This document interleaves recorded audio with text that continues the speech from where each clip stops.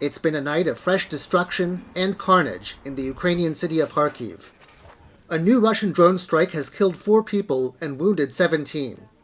Right now, US, Ukrainian, and European officials are trying to bring an end to almost 4 years of fighting between Russia and Ukraine.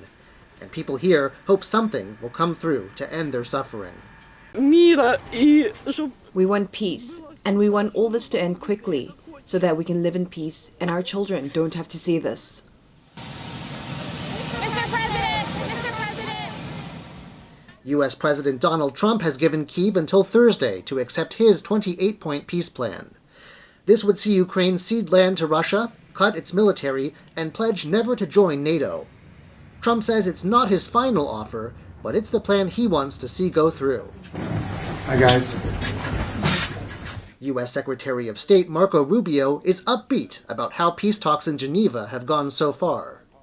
We arrived here today with one goal, and the goal was to take, is 28 points or 26 points, depending on which version as it continued to evolve, and try to narrow the ones that were open items. And we have achieved that today in a very substantial way. Ukraine's President Volodymyr Zelensky has thanked the Trump administration after Trump called Ukraine ungrateful for his work. Zelensky says he feels Trump's team is hearing Ukraine, and he says he expects more talks ahead to defend Ukraine's interests. The unity of Ukrainians in the defense of their national interests and of our independence and our sovereignty. This is what works. There are directives given to the Ukrainian delegation. There is the direction our Ukrainian delegation follows, and it would be very desirable we don't have opposing signals, non-Ukrainian signals, coming from Ukraine. Trump's plan isn't the only one out there, though. Several of Ukraine's European allies want a higher cap on the size of Ukraine's military, and crucially, no talk of ceding land. First, borders cannot be changed by force. Second, as a sovereign nation, there cannot be limitations on Ukraine's armed forces that would leave the country vulnerable to future attack and thereby also undermining European security. Third, the centrality of the European Union in securing peace for Ukraine must be fully reflected. Trump's plan also has strong critics who see it as too lenient on Russia. And this is especially the case inside Ukraine. In places like this graveyard in the Kyiv suburb of Bucha, the final resting place of many killed in an early Russian assault, Trump's plan is a non-starter.